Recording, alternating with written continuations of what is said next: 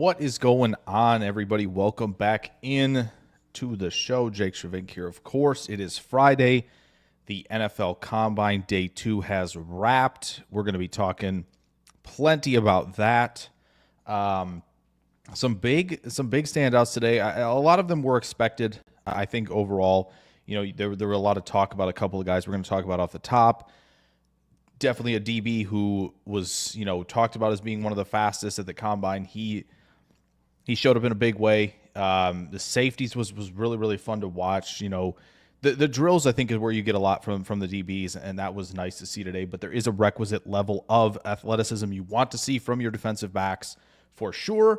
And then also the tight ends go where you also would like to see a baseline of athleticism at that position. We're going to get to somebody who, didn't quite deliver. And we're going to talk about all of that as everybody files in. Adam Huddle was in here first going Nick Emmanwori 1-1. I don't care. I love that. Yeah, could you imagine? I think he's locked in the first round. I think there were a few mock drafts if you looked, a couple last week before that maybe had him at like 30 to Buffalo or 32 to Philly. Yeah, I think he's cemented himself as a first-round player. We're going to get to that. Drew D, SDN 40, I see here. We'll get to all of that. Joseph S. Jarrell Lee in here as well. So let's get to the guy, right? We gotta get to the guy, and that's Nick Emmanwori, right? The safety from South Carolina. So let's go there first, okay? So yeah, we're on Avengers level watch here. We're on 10 RAS watch with Nick Emmanwori. 6'3 and an eighth, 220, right? He runs a 4.4, really a 4.38, I believe. So that should bump it a little bit, but he clears that 4.38 on the second run. Jumps 43 in the vert. If you haven't seen that, go watch that. Go find that video. It's levitation. It looks like he could dunk on a 14-foot rim. It's nuts. And then jumps 11.6 in the broad jump. Obviously, both of those are 99th percentile. We get a 98th percentile 40. It's wild. This was we expected this. And I'll share my screen really quick because again, if you're one of those, and again, if you're not, it's no big deal. But if you were one of those who saw this, who read this from me on Thursday morning, we made a little bit of an early call here, which I think most people probably would have made this, but we made the early call. We thought 996 was going to potentially be your RAS for Emmanwori. It turns out that was wrong, and it was too low. So there you go. Emmanwori hovering around that very, very coveted 10 RAS. And I want to go here too, because Kentley Platt, who you should be following, I have all of the links down there in the description right now of like his account on Twitter and the RAS website if you want to get there right now and kind of put stuff in. But he did this, which I think was super fun, hitting 10 RAS as a wide receiver. Emmanwori is as a corner, obviously with the size and the speed and explosion, right? Free safety and he gets to 987 at linebacker. And the only reason, right, is because of the 220, right, at linebacker. That's 12%. But otherwise, he's still the 98th percentile at linebacker. It's hilarious. And I know the Packer fans in here are like, obviously, we don't need him, right? That makes sense. But if we're looking at this as a complete picture in the draft as a whole, right, which is kind of what this is intended to be, these shows, I think you got to look at a few spots for him. One, Seattle, right? Mike McDonald goes out there, right? He had Kyle Hamilton, right, in Baltimore before he left. Maybe he thinks this guy could be that Kyle Hamilton of that defense. I know they've got some guys at safety, right? Julian Love has played pretty well. They've got Woolen. They've got Witherspoon. This could be the guy, though, and let's go back to strong safety here where he's played more. But I think, he could be that guy for that defense. Where else you could look, right? You could see him in Minnesota. I forget if Bynum's a free agent. I keep going back. I keep forgetting if he is or not, right? But obviously Harrison Smith has gotten up there in age as well. Like Emmanwori could be a massive boost to that secondary as well. We already mentioned kind of, right, Philly and Buffalo especially. They have not gotten great safety play, right, since the departure of the duo that kind of held passing attacks in check and Poyer and Hyde for so long, right? Like that is, a team that could very well take advantage there. I don't think Washington, the Commanders, should be anywhere near out. They could still add to that secondary. So he could go a lot of places in the first round. But I do think that conversation gets really interesting with Seattle. Maybe Chris Ballard with Indy decides to go safety over tight end and says, we want the big guy who's extremely athletic. That's what Ballard does. That's his MO for sure, is grab the bigs and grab the supreme athletes. He is that. So I think the conversation is going to start in the teens for him now. I know that's not like, I think, again, this isn't like, I think it's us as the media, right, catching up to probably where the NFL has seen him already, right? I think the NFL has known, like, yeah, he's going to do this. We have him higher than you guys do in the media. I imagine that's what's going to happen now because of this Emmanwori test, is the media is going to catch up to where the NFL is, personally.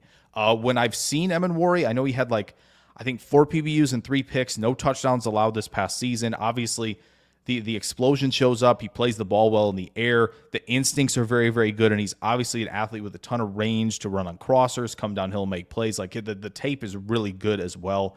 He is certainly in safety one conversation. I personally have Starks there, although Starks, split field, nickel guy. I think Emmanwori is more going to stick as a safety in some regard, whether it be a box guy or not, maybe some split field.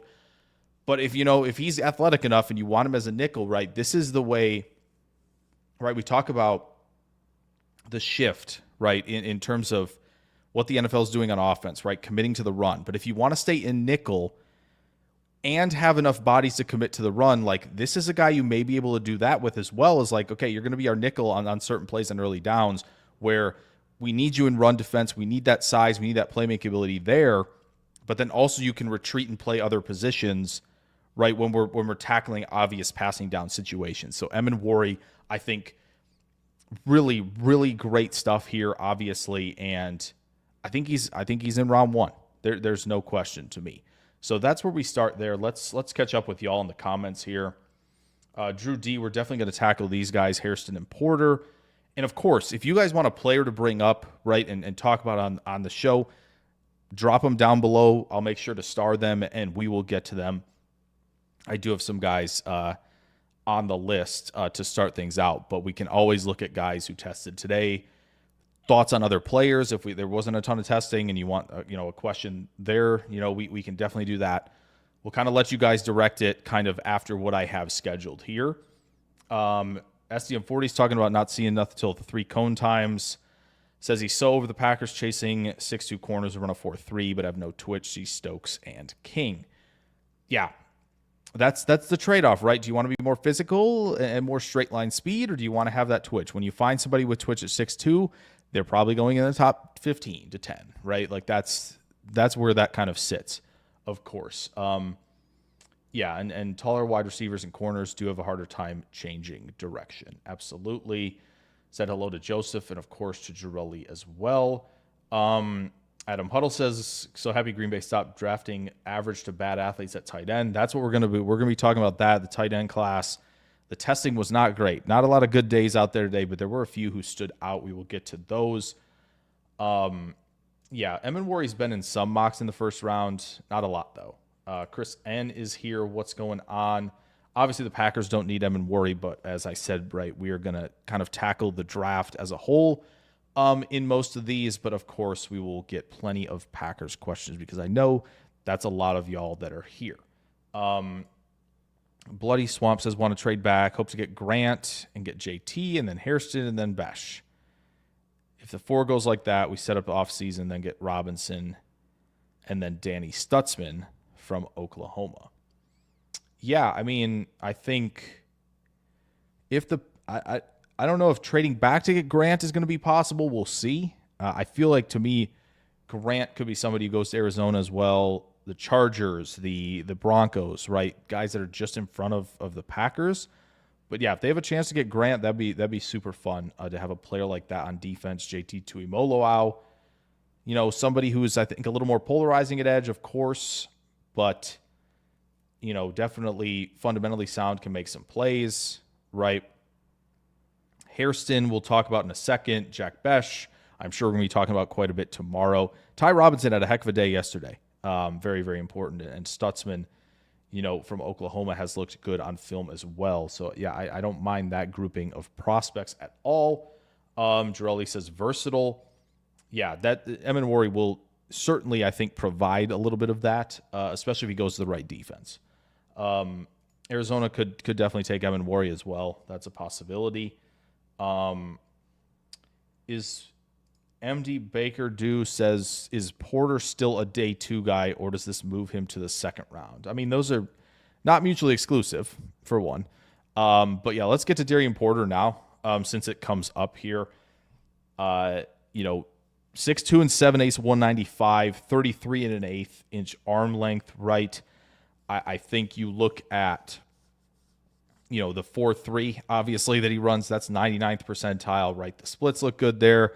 Jumps 95 percentile in the broad jump. The vert not as great, but again, another looking like Avenger here. And for those who are new, Avengers to me are 99th percentile athletes or above.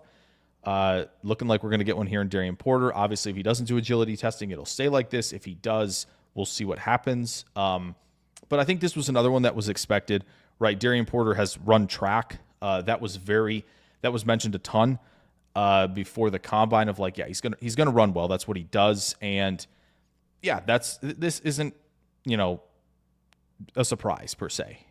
This was always going to be the guy that like elevates himself. So day 2 would still include the second round, of course, but I do think round 2 makes a lot of sense for Porter. I do think you're seeing the corner class is a little interesting because you're seeing some types that I think a lot of people liked, right? Where they're probably better fit for the nickel position, right? Your Jacob Parishes, maybe both of the Kansas guys, more likely Bryant than Dotson. Quincy Riley might be better as a nickel. Caleb Ransaw is probably better as a nickel. Like, so you're getting some of these guys, and Jedi Barron might be in that camp as well. So looking at like true perimeter guys at corner, it's starting to thin out. And especially, if you're building your board right now, and guys like Benjamin Morrison who have dealt with injury, maybe you're not comfortable drafting him based on all that recent stuff. You're looking at guys like Will Johnson, who's going to be well off the board, right, for the most part, I think. You're going to have your Trey Amos, right, Savon or Chavon. I've heard it both ways. Ravel from East Carolina, right? You'll get him. You'll get Trey Amos, Azaria Thomas. Porter's kind of creeping up into that range as well. So I do think, teams later in the second round, I think are going to be interested. And for the Packer fans in here, I think, based on the size and the testing numbers, I think he's probably going to be in play as well. So quick with Darien Porter, I just want to point this out. Recruited as a receiver, for one, was a 3-star recruit as a wide receiver.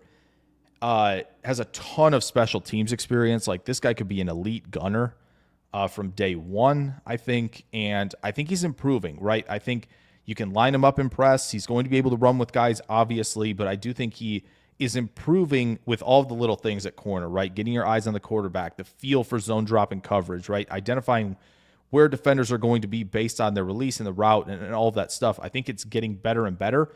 He obviously does a great job finding the ball, elevating, and making plays at the catch point. So, yeah, it's really more about, is the agility superb? No, not really. And that's the other thing. Yeah, Porter about to draw Social Security. He has been at Iowa State a while as well. So, it's still probably going to be somebody who is, I think, firmly locked into day 2 and probably the late second round, I think, is what we're looking at for Darien Porter. So, liked what I saw. Does a really nice job. Kind of checks that box of like, yeah, we're good here. Mock draft rounds 8 to 16. Used to be that way. Imagine how hard mock drafts in the 60s would have gone so hard. 17th round picks. Brandon Hallam, what's going on, says Stingley, Lassiter, Bullock, and Emmanwori is going to go crazy. That would be a sick secondary if Houston went that route. Absolutely.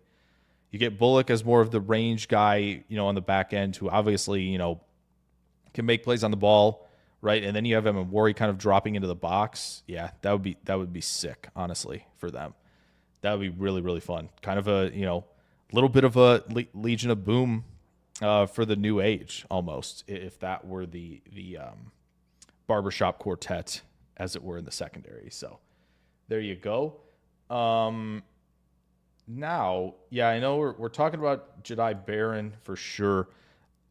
Gives me more hope he can play on the outside. Let's find him.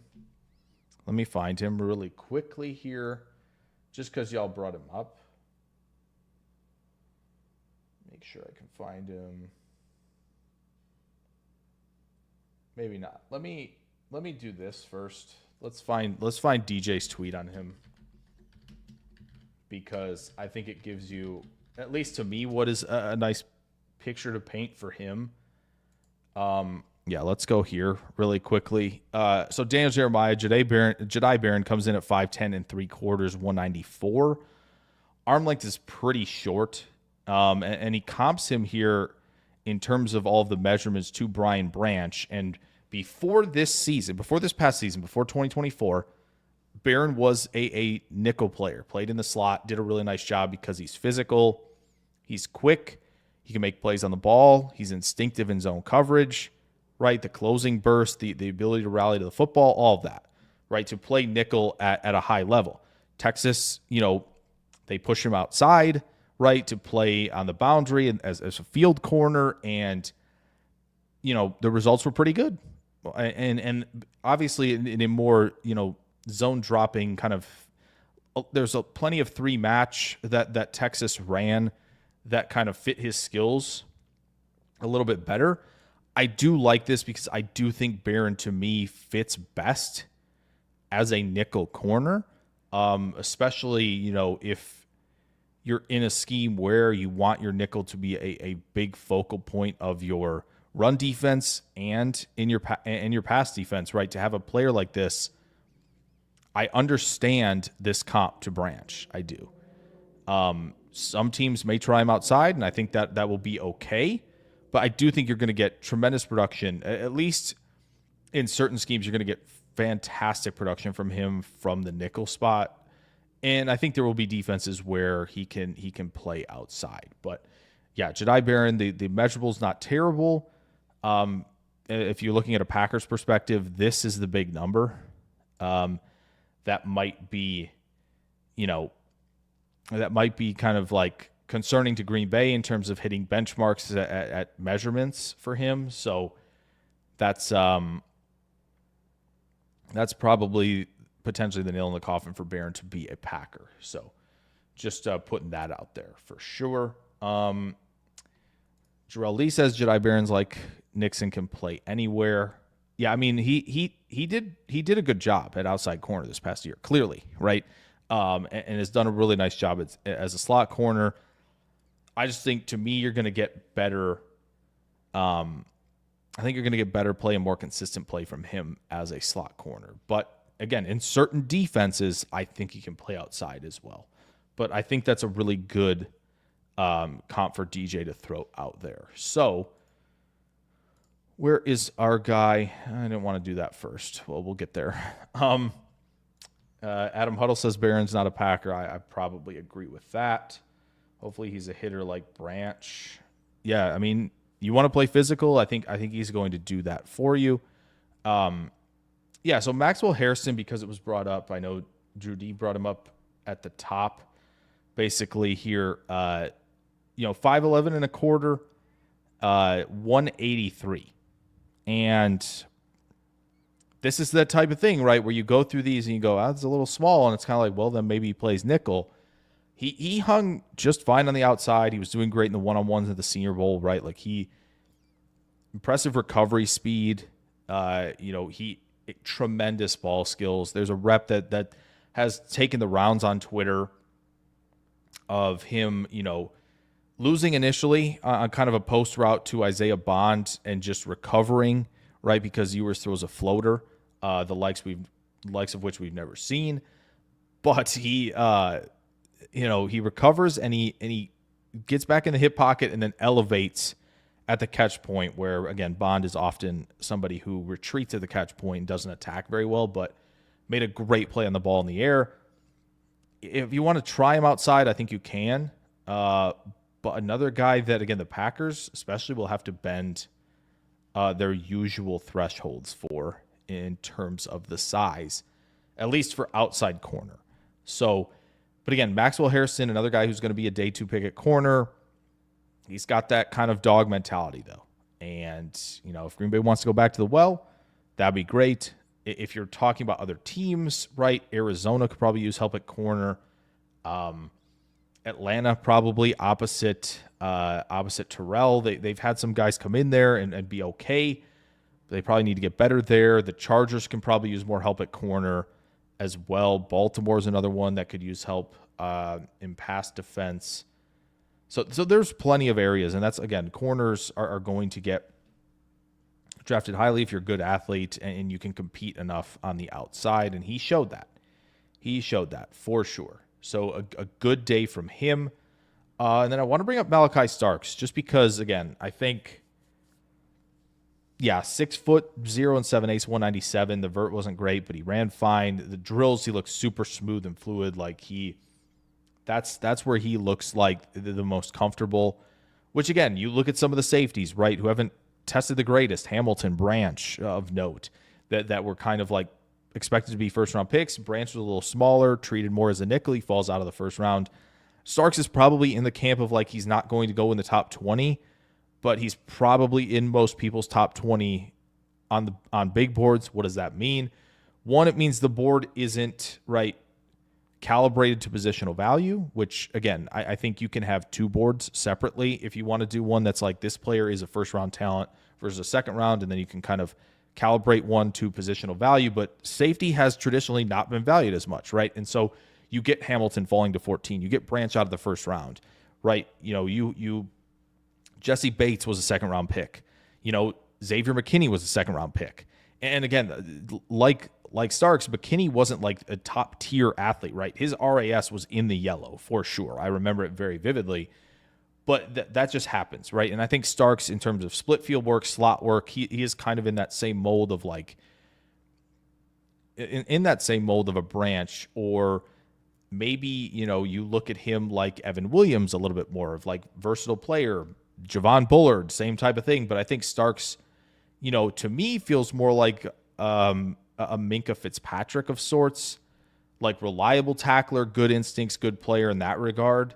And not like the physical freak, cover tight ends and receivers, blitz all night. Like, he is really buttoned up, though, with his game, to me. So Starks, this is a fine number. A 7.78 isn't going to hurt him one bit. We know what the film looks like. It's very, very good. So I'm not stressing there, but he was definitely somebody who, again, as people have talked about him as a top 10 player, right? People have talked about him as, like, somebody they would take very highly and be able to move around your defense. Like, this is a fine box checker for him. So, let's see. Where are we going? Drew D. Joshua Simon performed well. I'm going to star that, Drew, when we get to tight ends. So we will get back to that one for sure. Is Hairston a first rounder? I don't think so. It was a good day. He ran fast. He ran the 4.2, the 4.29, which was awesome for him. It was great to see all the guys get hyped for his time. I didn't even really talk about that, but the 4.29, it was awesome to see the DBs hyped for him. I know Schrager and DJ and guys were talking about, like, how fast he was going to be, and he lived up to it. So, yeah, I don't think he's going to be a first rounder. I think the size might be the detriment there. And some teams, again, may grade him as a nickel versus a perimeter corner, and you might see that discrepancy on some boards. So I don't think he's going to be a first-round pick. I know the fellas over at Couch Potato General Manager, guys you should definitely be subscribed to with all their prospect analysis. They have talked about Hairston to Green Bay for a long time. Hairston was corrected to a 4.28 official. Nice. That only helps, right? That only helps. But, yeah, he has that speed. That closing speed, that quickness from off coverage or the ability to recover, that is there. So Not surprised one bit there. Good evening to Mike Berry. Good evening to Coach Len, who haven't seen you in a while. It's good to see you back in here. Maybe you have been in here and just haven't commented, but it's good to see you back in here, Coach. How did Quincy Riley test? Let's get there. Might as well get there while we're at it. Here's what we've got for him. I don't know if he must not have done the jumps. I don't know if he's done the agility, if somebody has those numbers and wants to pass them along. I know Brugler's been tweeting out some of the short shuttle and 3-cone times. We'll get to some of those. But here's what I got on Riley. Again, this is fine to me. Again, he's a little smaller, 5'10" and 5'8", but 194 is a good number. And when you're running sub 4.5 at 194, we're good with that. That's enough. It's obviously not elite speed, but I think the real thing is, like, can you just clear the kind of the 4.55 hurdle, right? 4.5 is even a bigger hurdle to clear, which I think is much better. But yeah, none of this shouts to me like, oh, the ship has sunk on anything for him, right? Again, another guy who many have talked about him kicking inside as well. I know if you've looked at PFF recently, right, you get kind of the bad grades from this past year, and the year before was better. I think there was a lot more zone coverage, right, the year before, and a lot more man coverage. So that's, noteworthy, of course. There's not going to be a ton of man coverage, right, in the NFL. It will be sprinkled in wherever he goes, but it won't be the main course. So that should help him out. Again, he had a phenomenal Senior Bowl, coming in at 190 something. It might have been 194 as well. I think it was 192 though. A lot of people thought he was going to be sub 180, and he looked really, really good. At the Senior Bowl, the drills looked solid as well. Like, he's built for it. He can play, I think, either position to me. And yes, Ja was a little bit smaller like that as well. Why don't we do that? Might be able to find that really quickly, just to do a quick comp for him. I don't know why this is the same, but yeah, Ja was 5'10" and a quarter, 196. So eerily close there. I don't see the hand size or arm length on this one, but yeah, 5'10" and a quarter, 196 versus 5'10" and 5'8". Yeah, it's eerily similar. Eerily. With those two, which is kind of fun, I think Harrison to Denzel Ward was thrown out, as a comp for the combine. So, yeah, some of those combine comps are, again, just testing comps and size comps, and those, be a little bit careful, but they are, at least something to note for sure. Again, that everybody comes back to the one that had Claypool and Calvin Johnson on the same kind of comparison tool, right? So, some of that can certainly happen. As we were talking about last night, right? Stewart and Garrett were together based on the testing. And when you put the production up there, which they did during one of those comps, it was like Garrett had 32.5 college sacks and Stewart had 4.5. So that's always fun too. But yeah, okay, Judy has it. 31 1/8 and 9.5. Yeah, the 8.5 hand size, that's kind of wild. That's probably like really low in the percentiles. But anyway, so yeah, I mean, relatively close between the two, which is certainly something we're going to keep an eye on for the next 2 months here before the draft gets underway. So Jarrell Lee says, I'd like a great 3-tech in the first. Yeah, that would be great. We talked a lot about the 3-tech guys last night. And, when you look at Harmon, I think he checked the box. Darius Alexander did a great job, which was good for him. Obviously, Nolan didn't need to prove anything last night. So, yeah, I mean, Green Bay going 3-tech in the first wouldn't be too shocked. Wouldn't be too shocked. That's where I'd lean. I'd lean some defensive line of some sort, whether it be 3-tech or defensive end. Let me see where I want to go next here. Jairus 3-cone was in the 88th percentile. Yeah, he was very, very quick. And that was very evident on film as well. I remember I still have some archives. I ranked him cornerback 1 that year. I was psyched for Green Bay to pick him. I was psyched when they picked Jair. And I probably got video of that somewhere. I'm gonna dig up all the videos of my reactions to Green Bay picks that were on live shows, and we'll kind of put them all in a compilation. Could be fun. Yeah, 3 cone's a really good testing metric to look at for sure, because again, it shows you how quickly you can turn, right? You got to take a 90-degree turn. You got to take it at a 180-degree turn essentially around that cone, and it'll show you kind of like, okay, how fluid can you move as you adjust path, which is something that you obviously do all the time, right? So you're rarely running in a fully straight line. Obviously, there are certainly times, especially at corner, when you're doing it in receiver, but a lot of times you want to see how things go when you adjust path. Can you maintain your speed? Can you accelerate on that type of path, right? That's really nice to see, and the 3 cone certainly does provide a little bit of that. Coach Len asks, will Harmon make it to 23, or will we have to trade up?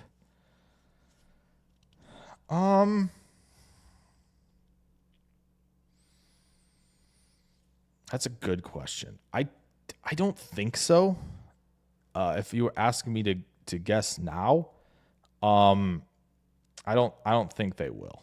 I do not think they'll have to trade up. I think he will be available at 23. We'll obviously be doing more, spoiler alert, we'll be doing more mock drafts with some guests, and we'll kind of be working through some of this. So it will be heavily discussed. As of right now, I think he will. I think so. I would bet on him more likely making to pick 23, maybe 65-35 right now that he makes it to 23. That could obviously change if the head honchos and the guys with real insider info start moving him up more. But yeah. Yeah, Drelly, we all was excited when they took him. Yeah.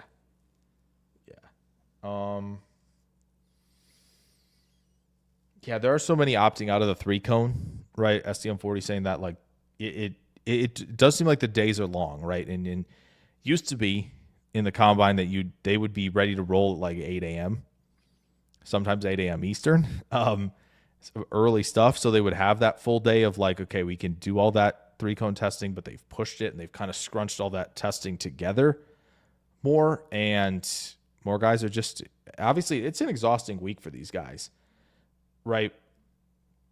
Like, there are so many meetings, right? They're, getting instruction from people as well. Like, I know there's sometimes they come in, do the kind of financial literacy stuff for them. So they have a lot of stuff they're doing, right? Tons of people speaking to them, tons of interviews, right? Obviously they have to go to the podium as well, not just the team interviews. So it does seem like they have a full week on their plate, which stinks, because the 3 cone, it'd be nice to have. It'd be nice if they could find a way to space that out where they could, do those agilities and do the jumps maybe on a different day or a different time of day, where it's like, I know it's waiting around and it kind of stinks, but maybe moving back to the morning for some of the 40s and the drills makes more sense. So it's something worth thinking about for the combine. Hopefully they stay in Indy, though, at the very least. All right. Seriously disappointed in the weak defensive tackles. Says Brandon Hallam. Please elaborate on this.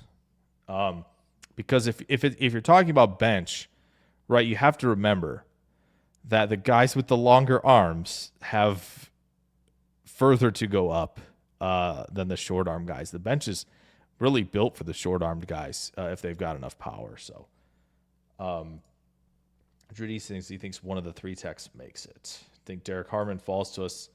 Steelers at 20, though, they be stealing Green Bay's selections. Kenneth Grant having the lowest bench. Lowest, wow. I don't know what his arm length is, but that might have contributed. I don't think he's somebody who lacks strength, to be honest. But, again, I get it. People are looking at all these, and yeah, it can be disappointing for sure on some of these numbers. We're going to get to that at tight end for sure. Yeah, Ty Robinson, somebody we did a mock on Wednesday night, and we took him for Green Bay later on day 3. And it might be something many teams will be thinking about when that happens. So 33.5 for Grant, presumably. Yeah, we really do have to beg for 3 cone times. Lucas Van Ness had a very poor bench, not completely irrelevant. I mean, Lucas Van Ness at Iowa was running people over. So I don't know if you think it's irrelevant. I don't know. The very poor bench, I don't know if it's with Van Ness, his game at Iowa was they played him at one tech for a reason, right? Because he was strong enough to do it. He was called Hercules for a reason. His entire game at Iowa was predicated off explosion to power to running people over. So there was definitely an element of that. But Remy, what's going on? Glad you have joined us this evening. Yeah, there is more of an endurance deal for sure. So, I mean, Harrison Phillips had 40 plus. That's good for him. He's been a fine player, right? He hasn't been a phenomenal player. Yeah, Vea, of course, Lawrence. Yeah, the Michigan guys, yeah, not as good, but I don't know if I'm that concerned about the Michigan guys too much. But I get it. You want to see good bench numbers. I understand that for sure. Says the Van Ness vert still confuses me. Yeah, there's always confusing numbers, right? So, James Pierce, another one yesterday, very confusing vert as well. So some of those, again, they have a couple goes at it. They don't quite get it. It is what it is, right? So, yeah, and STM40 saying LVN at 34-inch arms, someone at 36. I could say it definitely makes a difference. Yeah, I mean, it's an endurance, and you don't have to go as far up if you have short arms. It's definitely part of it. It's not everything, but again, it is probably more situational than we give it credit for at times. All right, so we talked about Riley. I want to make sure we hit on more of these corners because there's plenty to talk about. Let's go here first. Trey Amos. It looks pretty good, folks. 6'0" and 3/4, 195. Has the requisite size. Would love to see the agility testing. If that's come out, let me know. The vert was weird. Another weird vertical there, but he runs the 4.44 unofficially. And, again, a guy that you see enough closing speed on film. You definitely see, I think, some pretty good polish in off coverage for him, especially where zone heavy schemes are probably going to like him a lot because of that closing burst that he has. He showed that in Mobile. He showed it on tape. But I think just, again, for Amos, a box check. He's one of the bigger corners, so teams are certainly going to be interested in him in the first 2 rounds of the draft, barring anything that comes out later. Now, I know this is somebody that at the Shrine Bowl, competitive as heck, ball skills, physical. He is 180. That's something that's probably going to be a drawback to his profile, but yeah, the numbers are okay here. Again, he's still somebody who's probably going to be talked about in the mid rounds. His teammate Mello Dotson, not very fast. Worth noting, but again, Mello Dotson, very, very good in the drills, in terms of those drills and coverage. And again, another player who's had some pretty good film on him. Let's go here. Bilal Cone, Western Michigan. A player who is at 6'1" and 190. Pretty good there. Runs well for that size. Another strange vertical. I don't know. Maybe these verticals are getting messed up. I have no idea. Maybe guys are just tired. But I thought they did the verts first. Anyway, for corners, Bilal Cone is somebody who I think everybody should be checking out. Another guy who I thought maybe many thought was going to kick inside and play nickel. Maybe there's a chance he sticks out on the perimeter. And another guy who looked really strong in the drills. And so they do a lot of shuffle drills. They do a lot of back pedal right and go elevate for the football. They do some stuff off, shuffling and then closing back downhill. So he looked really good in all of that. I don't have a lot of Western Michigan film, but I've seen a little bit. And I liked what I saw down in Mobile as well for Bilal Cone. there's another one here. So a guy who looked just tremendous in the drills, runs well, jumps well, smaller. But again, we look at guys for nickel here in this build. He's somebody I'm going to go back and watch a lot more of based on the testing and the drills. Robert Longerbeam from Rutgers. If you want me to stop at anybody else, let me know. Jacob Parrish from Kansas State, whose tape is good, patient corner, instinctive corner. So I think, again, 5'9" and 3/4, 191. Again, not the biggest for sure, but everything else looks good. The 4.36 was impressive. These are great numbers in the jumps as well. He's one of Brugler's favorites at corner in this draft, and it's hard to disagree based on what you watch.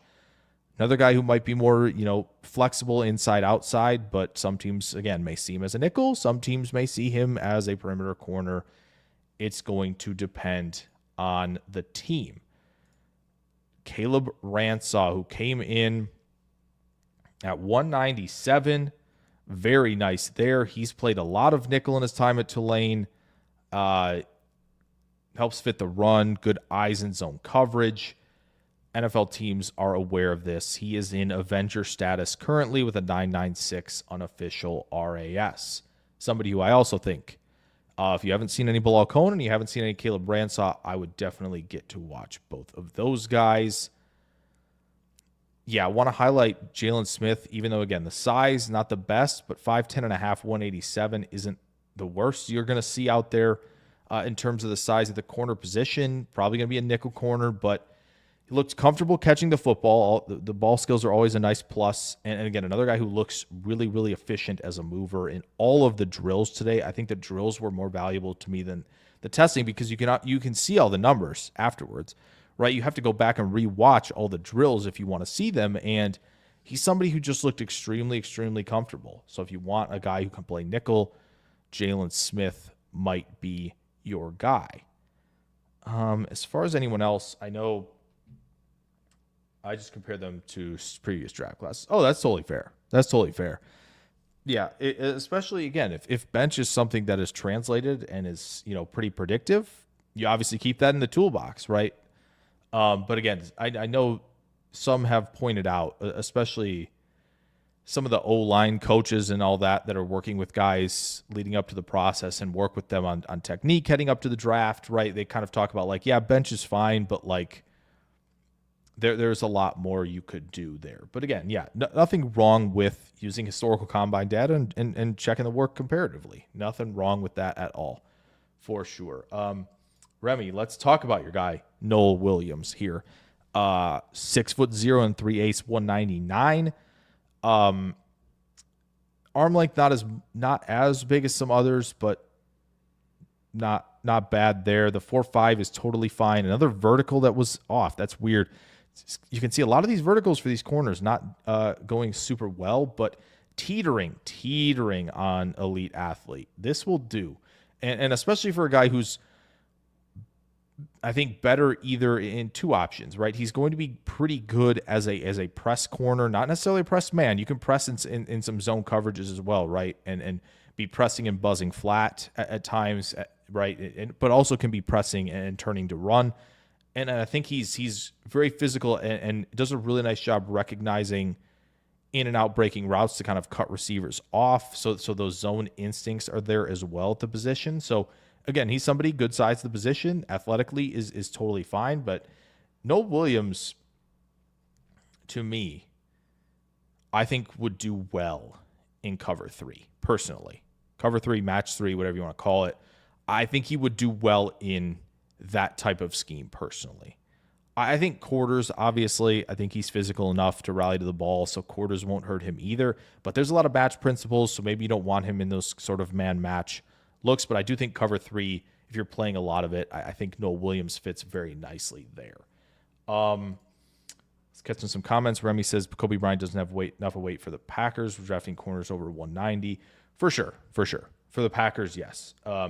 Definitely want to, again, keep hitting on just a lot of the prospects for everybody in case people are stumbling on this video a little bit afterwards. But yeah, I do think for Green Bay specifically, Kobe Bryant, yeah, not the biggest corner there, but again, a lot of teams are really tuned in. I have somebody who let me know that a certain NFC team is looking at Kobe Bryant in the second round.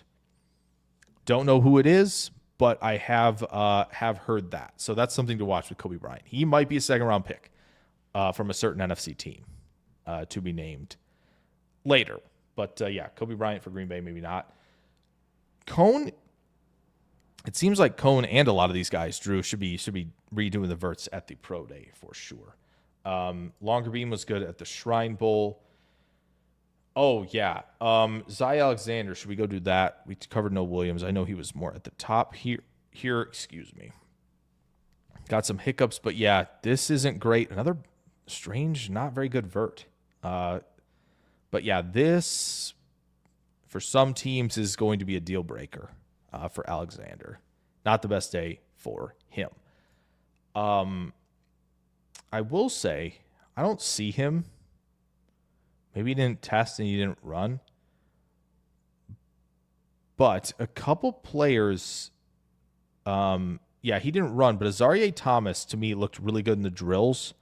I know that was somebody people were ready to see from him in terms of like, yeah, we want to see how he runs, what the agilities are, right? All of that stuff. And I think that, deciding not to run, fine, but he looked good in the drills. Another guy who looked really good in the drills, and I think he plays way better than where his stock and where he is in the consensus board currently is Jabbar Muhammad, formerly of Washington, played last season at Oregon. Probably a nickel corner, but boy, he feels like he's getting the Ardarius Washington treatment, which is strange to me. I don't know why. He looks great, and plenty of guys I respect and talk to are also confused on this. So I am excited to see who lands Jabbar Muhammad because I think they're getting a dog playing corner. I was really impressed with how he looked today. And then I think Amos, in terms of pedal to trigger back downhill, Amos looked really good in terms of like, hey, like he's not as quick in the transition point, but he's very explosive once he puts that foot in the ground and works back downhill. So I was very thrilled with that. I am just refreshing Kent Lee Platt's page to see if we got anything like that. But if this is real, hello. 6713 cone. Look out, round 2. We're there. Yeah, that's really good. My goodness, that is something else though. I mean that pretty much confirms him. He might be a 10 or 998 or 99. Like it's on the IQ page. Oh, we might pull that up here in a second. But that's insane. That's crazy. No Williams looked like a natural. Drill is the most athletic. Yeah, again, I think cover 3 match works really well for him. But yeah, I think another guy who looked pretty solid in that regard. Remy says Packers like to draft corners with high interception numbers. Josh Jackson was definitely one of those who had the high ball production. Kevin King as well. Shamar Jean Charles was another name for sure. Yeah, I mean, having that production is certainly nice. I think on film, if you're in position to have that type of production, that's even better. But yeah, guys who can catch the ball and obviously convert turnovers are very, very helpful. I thought I was going to say Mello. Yeah. Porter is high cut, and I think that's a good way to put it from Adam Huddle. But yeah, 6'7", 1'3" cone. That's nuts. That's crazy, bro. That is crazy. We like that though, man. He is an Avenger. That's crazy. He's a combine Avenger. That's cool though. Good for him. He needed to show that he could still do that, and he has it. That's great. Airs Joy, what's going on? Says okay with Metcalf, just don't trade Watson or Reed. Yeah. I think if they trade, if that trade's going down, right, it's gonna be Dobbs or Wicks. I have a preference between the two of who I'd rather trade. Those who are around here probably know. Y'all already know who it is, but just because I think if one of them catches the ball, he can be quite good for some time. But yeah, Noah Williams, another guy. Good point by Remy here for special teams production. So again, like him and Porter have some experience there. That's an extra thing that's beneficial, right? If you're a mid-round pick, like I think we expect Noel Williams to be, right? I think you're going to be asked to do plenty of that, right? As a mid-round pick, as a rookie. So having that ability, showing that ability, being willing to do it is very helpful. It's very helpful. It's how you can stick on a team early while you hone your craft. So scored 4 touchdowns combined on defense and special teams. Yeah, there's some production there with Noel Williams. I liked what I saw. I only had a few games of him back when. I'll have to see if I have more Cal games now on defense, but I saw a few games from him, and I was pretty impressed overall. I do like Wicks. Yeah, that's true. You nailed it. Should we get to some tight ends, shall we? Did Barron run fast? Yes, 4.40. 4.40 for Jedi Barron. Is Ramsaw just an athletic freak or he's a football player? I think he's a football player. He's played more in the slot, but again, he coming in at that weight is really good, especially for a nickel corner. So I've liked what I've seen in very minimal studies, but yeah, he is somebody who Toledo needed him. Toledo was very happy to have him. Or Toledo, goodness sakes. Tulane. I got Darius Alexander on the mind. You already know. But yeah, Tulane asks a lot of him as a nickel player, and the eye discipline's good, and he's physical. Like that's, yeah, I think he's a football player. And I thought that some of the reps in Mobile were really impressive too. I had to keep figuring out which Tulane guy it was that was making more plays, and to me it was certainly Ransaw. So, yeah, we got official 4.39 for Barron, huh? He might be able to. It's going to depend for Barron. It's going to depend on scheme. It's going to depend on scheme for him. Could be like Trent McDuffie. Could be. Yeah, that's possible. I think Trent McDuffie to me is I think more comfortable. I think McDuffie was more comfortable doing more things, right? In terms of like, I can play some press. I can play off. I feel in zone. I feel like Barron was at his best more in zone only. But again, the NFL's in zone a lot. But it did seem like Barron had like certain things he was good at and certain things we didn't get to see a lot of. Whereas McDuffie has shown like several different coverages that he was in. He was successful. And so I think that might be a little bit of the difference. But I don't mind that. I don't mind that comp, especially if Remy and some others treat him as an outside corner, which I think you can. Again, I'm not going to be opposed if somebody says he's an outside corner to me, right? If you're saying that, I have no reason to disagree. I think you're definitely entitled to that because he's already played out there, right? It's not like saying like he's only a nickel, but now I would like him to play outside. He's proven it, right? To me, I think he's just maybe fit a little bit better at nickel, but as we've talked about already, right? I think there are going to be teams with certain schemes that are going to be like, I think we can do this. And there will be some that say, I don't think we can. So again, like many, many players, it's, can we find the right fit for him? Like a DeJean did in Philly with Fangio. So I wouldn't say he plays small.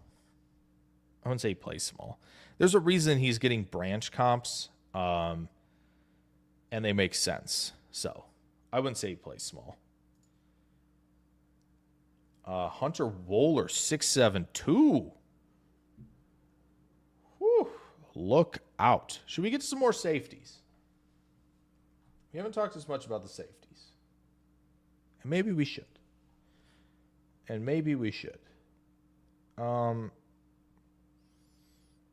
This is a guy I want to talk about. At safety because I've seen him do split field stuff, closing speed, the bursts, tackling ability. Some people say he could play some slot corner. He's 6 foot, 0.3 206. Times look good, jumps look good. Well-rounded athlete who also looked extremely, extremely fluid in the drills as well. Very impressed. I think he's flying a little bit under the radar right now. Jonas Sanker is. He was in Mobile. It's harder for safeties to get a lot of traction in Mobile, right? We can talk about that with Evan Williams, of course. The Packer fans would know. It's hard to stand out a ton as a safety down there just because you're not in your element as much as others are. But I do think he's flying under the radar right now as a safety. But Hunter Wooler with that 6.72, that's a big deal. That is a big deal. Joseph Gleason says, seems like Hafley's scheme would be a pretty good fit for Barron, unless Hafley was held back from doing more press because of the guys he had last year. Yeah, it's possible. It's very possible. I wouldn't be mad at it because I think having a strong nickel corner would be very beneficial. Certainly. We've seen it. Branch, Cooper to Jean, right? We've seen that. So yeah, I wouldn't be mad at that one bit if Green Bay went that route. Remy says, if you put Barron, Nixon, Williams, Bullard, and X on the field, you'll never know who plays which position, who's blitzing, who's dropping. Yeah, I mean, when you add those versatile players, right? And Emmanwori would be fun, of course, right? If they didn't have as many safeties. And Malachi Starks would be fun if they didn't have as many safeties. But yeah, Barron would be a fun addition to the secondary. There's no question. Again, this is the other thing. I'm not anti-drafting Barron, right, as a player, but this is more about, the kind of the approach I'm taking is less about what I think in some regards, but also what Green Bay is thinking on top of that. I feel like Green Bay, based on what we know about what they like at the position, again, they can go smaller. They've proven that. They will break it if they really like him. But I don't know with the arm length and all that, if they're going to treat him as a nickel corner, and they don't love drafting those types in the first, right? They clearly thought Ja was going to be an outside corner when they picked him. So I don't know if they think that or not. They obviously had a meeting with him, so there's certainly some level of interest, which there should be. They should be having interest in defensive back, right? So, trying to put those two together is what makes the draft fun, right? You talk about how good this player is versus like what teams are going to take him, right? What teams, and that's where it's a very comprehensive look at it. So I do think I would not mind it at all if the Packers drafted him, right? Presumably it would be to play nickel, but maybe they, in the scheme that they have, which could be beneficial, I think, to Barron, maybe that still leaves the door open for Bullard to play some more nickel, or, because obviously Oladapo played pretty well at the end of the season, right, against Chicago. So, there's going to be a spot for him, clearly. But yeah. Okay, let's see. Too bad Wohler runs a 4.6. He's not fast. But again, hold the phone, though. We worried about Wohler running 4.6. Let me show you something. All right. Okay. We worried about Wohler running the 4.6, huh? Interesting. I get it. I'm just messing with you guys. I have to bring this up, right? Right. 4.63 from our guy Xavier McKinney, who we talk about as having plenty of range at safety. Know what I'm saying? Yeah, this is something right here, jarring that they signed him. But there you go. Right? They proved themselves. So now they're on the team. Where were we? We were at Sanker. That's good. All right, let's tackle this. Joseph Gleason says, what does your DB wish list look like for Green Bay? I think Trey Amos is definitely one of those guys. If we keep it within the measurables, right, it's Amos for me. I like Azarie Thomas plenty. I like Ravel plenty from East Carolina. I don't think I'd have any hesitations of picking him at 23. Green Bay might because of the injury, but I really like what I've seen from him. I wouldn't mind Morrison at all on day 2 as well. Again, I wouldn't mind somebody like Barron who can play some nickel, right? Kobe Bryant seems like a dog. If I'm gonna stretch the measurables out, I wouldn't be mad at that one bit to go get a guy like Kobe Bryant. But yeah, I do think the options are thinning out for Green Bay for sure. If they view Ransaw as a player who can do a little bit of both, they could pick him. The size isn't like, something that they're going to cross off, I don't think, initially. But for me, yeah, I would like one of the bigger guys. I've seen enough from Amos in terms of the closing burst, and in terms of how he plays in coverage and transition. Azareye'h Thomas, I think similarly, yes. I think he can make up for the transition point because he's physical. And Ravel is just a stud, man. He's just a stud. So I like those few guys for sure, at least early. Havley did play less press. I know there was a lot of single high stuff. They mixed some stuff in for sure. So only 3 cornerbacks did the 3-cone. That's wild. Please fix it. I agree. Personally, like Amos or Thomas as Thomas. Yeah, okay, so here's the thing. Here's the thing about the 1v1s, okay? The 1v1s of the Senior Bowl, are designed for the receivers to win. They have basically unlimited field space, essentially, because there's nobody else out there but them to kind of run whatever route they'd like. And you saw by day 3, guys just throwing in like 9-step, 7-step releases, which are just not going to be a thing. And so it makes it difficult on the corners. What I will say is once everything got into 7s and 11s, the Thomas in zone coverage was where he needed to be at all times. He really was. He was recognizing things. He was in position to make plays. So the 1v1s, I get it. Here's what the 1v1s are tricky, right? Because you want to see stuff from the corners. So when the corners are winning consistently, that's when you take notice. If it's kind of up and down, that's kind of a little more expected. And so when Quinyon Mitchell was locking guys down, it was kind of like, okay, it's different now. When it's a mixed bag, it's not necessarily like, oh, it's over. It's so over type of thing. So because again, Green Bay, right? A great example of like not playing a ton of man coverage. So Thomas is going to be able to do what he does best, instincts and zone coverage, go find the assignment, make plays, and play physical as well. So I think it would do that. I think it would be just fine. So, but I understand, again, the ball production, right? If you're concerned about that, then I think that's fair as well. If we draft nickel, what happens to Bullard? He kind of enters the safety rotation. Again, he might not lose the job, right? If it's early, if they take Barron, right, then it's kind of like, oh, he might just be a reserve safety.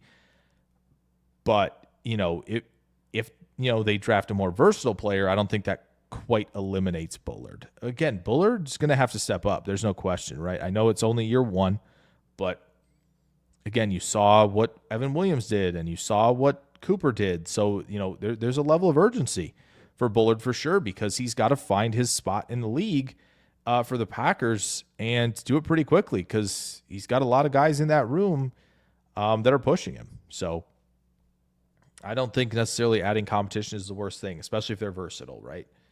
Like Barron could potentially be. Caveat that is, if we get a Barron, then we have to rotate guys more often in the secondary for sure. They are adding times. That's good. Yeah, we'll see. Yeah, we'll see about Barron where he goes. I know DJ's been pretty high on him and put him up high in the mocks. A lot more of the plugged in guys are throwing him up pretty high. So yeah, it's even possible he's not there. So I still have a wager out there that he might go before Will Johnson, which is something. So I don't like how they rotate the line, so that's not work. Yeah, safeties can get by with a little less speed. What did the Ravens safety run? I got you. Where were we? I got you. Okay.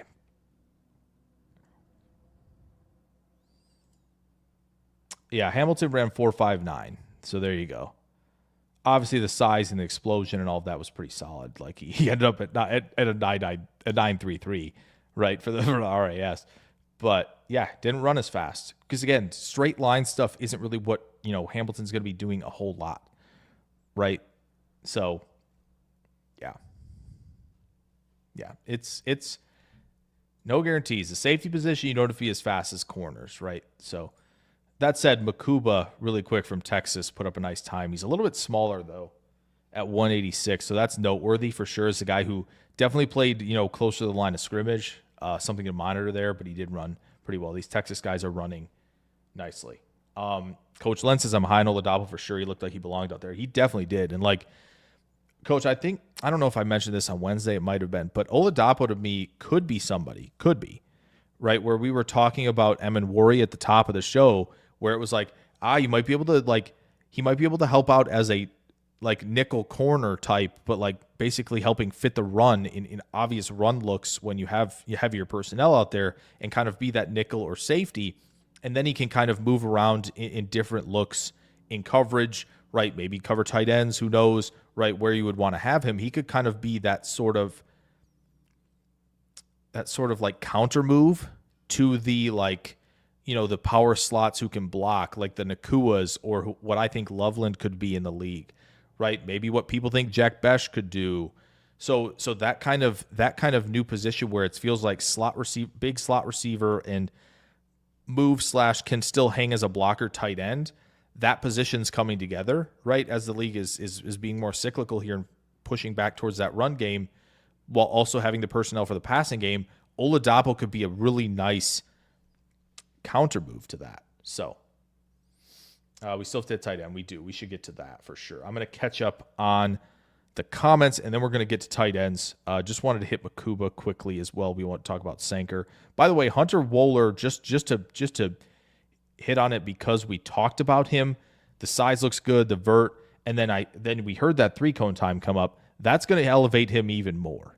So Hunter Wohler probably should be talked about more. But yeah, we'll get to tight ends. These are defensive ends. Why are these here? Swessinger, dog. Okay. We got to tight ends, but let me catch up on this. Oh man, Chris N dropping a 5 piece. Thank you so much. Sweet dreams are made of these. For me, for sure. That's very helpful. I appreciate that, Chris. I know this. I want to set up memberships for y'all when we kind of get everything back rolling and more people are coming in and stuff. So we don't, obviously, but I love this, but I want to give you guys, access to some other stuff that we're going to set up.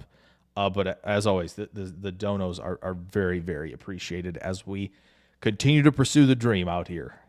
Just recapping the combine on every night during this kind of during this weekend. So we'll be back on Saturday and Sunday recapping this as well. So yeah. So thank you very, very much, Chris, for that. We had to skip up there. Yeah, Kobe Bryant. I'm in. I like him a lot.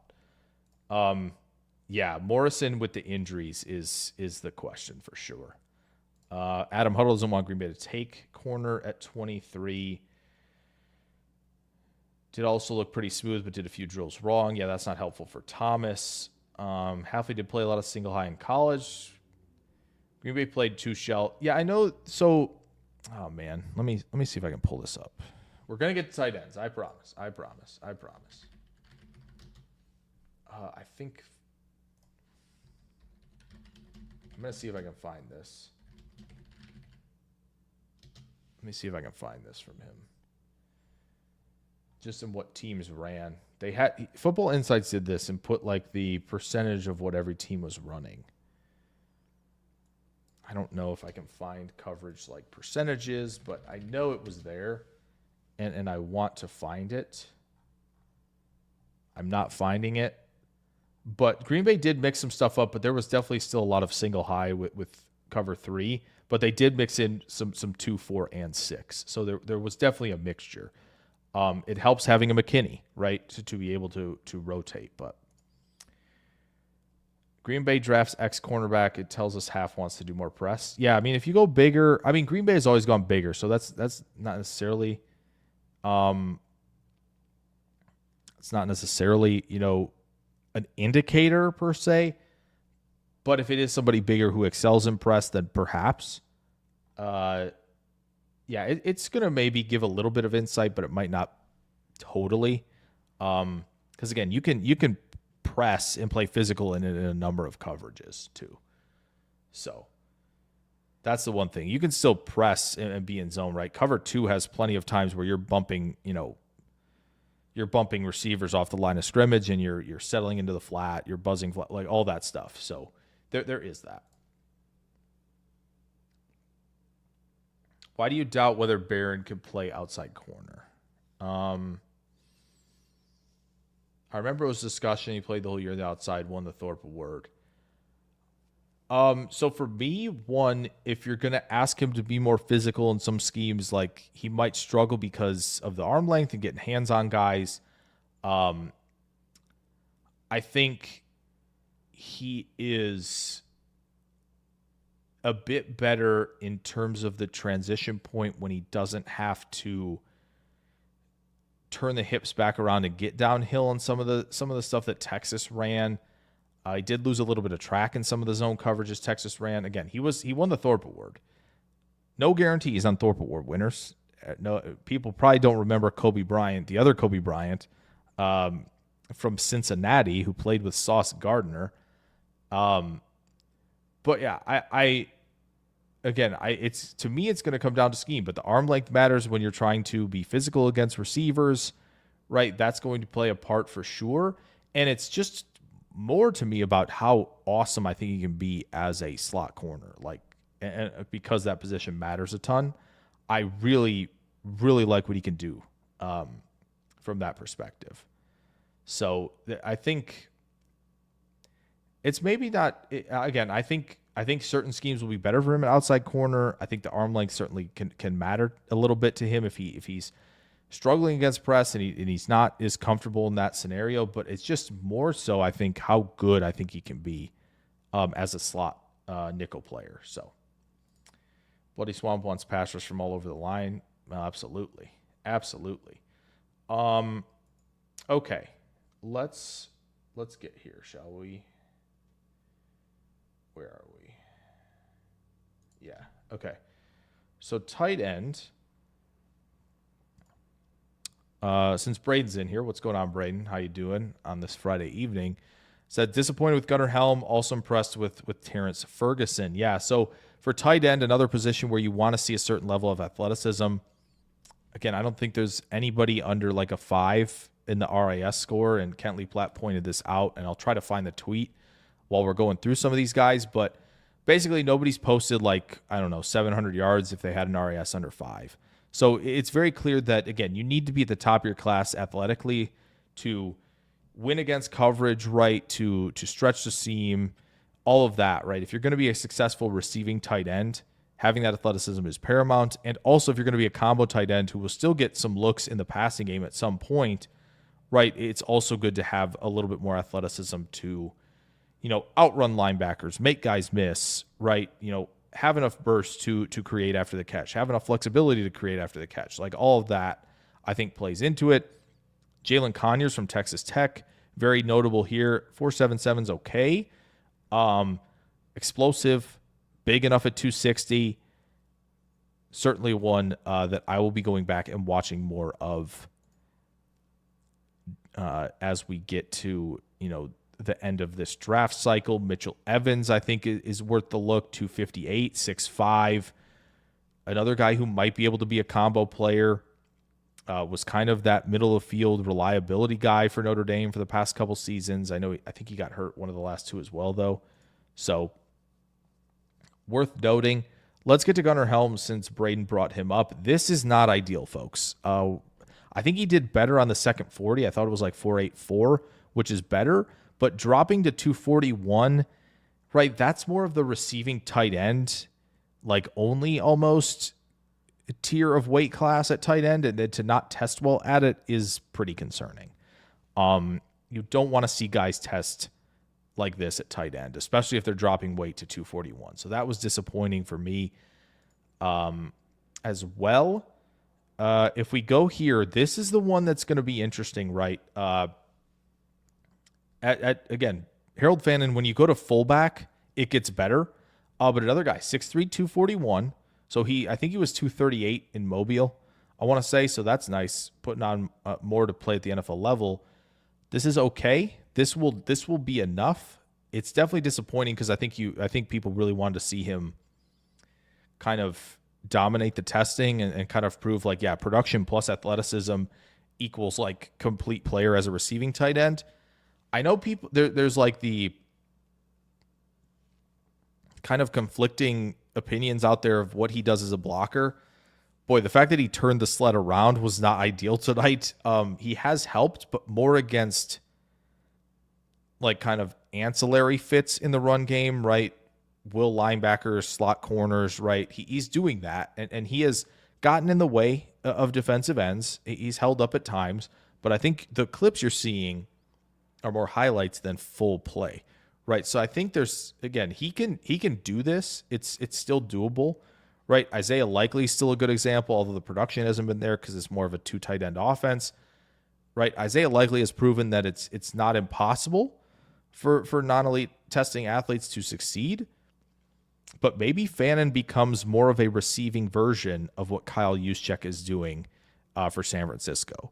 So I think that's something to watch with Harold Fannin. Didn't get the numbers we wanted to, but they're not as bad as some of the guys, right, testing this evening. So, and then Braden brought up Terrence Ferguson, who was gliding out there running in the low 4.6s. He has that gliding smoothness, 247. So the testing was good. He's smooth. He had the 39 vert apparently as well. So that's well worth noting too. It's a good start for him, for Ferguson, kind of to show that, yeah, okay, I can be in the elite tier at the tight end position. I don't know if that vert puts him into like Avengers level testing. It might. Can't wait to see if so. But yeah, that's really encouraging for him. He suddenly becomes, a much more intriguing option. And when you think like, well, the testing doesn't matter for everything. Listen, Ben Sinnott came in last year and tested it off his rocker, right? And he got picked in the top 50. Like, it happens. So tight end is definitely a position that you I think have to watch in this regard. Jackson Hawes as kind of a more blocking tight end from Georgia Tech. I think he was at Yale before that. These will work for a blocking tight end who's going to be a big part of your run game. This is totally fine. Couple more we want to hit. I know Drew D brought up Joshua Simon. Again, another guy who's a pass catcher, but at least he's showing in some of this like he has the requisite speed and explosion and all this in the testing to prove like, okay, I'm at 239, but I am a pass catcher and I will be, a really good athlete at that. So that's good news for him. There was one more I thought I wanted to get to. Maybe he didn't do everything. He must not have. Or he just wasn't talked about, but I don't think Oronde Gadsden ran.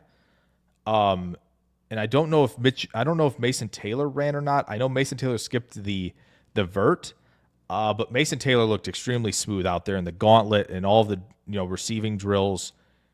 He's somebody who still should be on the radar very much. So again, Gunnar Helm, that was tough. But Mason Taylor is still somebody worth taking a peek at. I thought he did very well. Because I don't think he ran and I don't think he did the vert, but did the on-field stuff and looked good. So that's good for him. Okay. Let's see here. Brandon Hallam asking, what is this channel anyway? So yeah, it's a little bit, not it's not clean on one topic, but there's a lot of NFL draft for one. I definitely got a lot of traction by doing more Packers stuff, and that's always going to be a part of it. But there's a lot of film rooms, so it's draft analysis, film rooms, all that kind of thing. Mostly for there will be Packers ones, there will be tons of young players, rookie reviews, all of that, but plenty of draft prospect stuff as well. So that's kind of what the channel encompasses. So it's kind of trying to be more broad in the space, but there will always be that section of Packers folks that I want to make sure I'm rewarding for all their support. So that's what the channel is. Joseph Gleason, do you have much of a sense of Zane Anderson's skill set? Like what I saw in the limited action, what's the ceiling and floor? I was assuming, are you talking about Zai or Zane? Zane Alexander, yeah, I mean,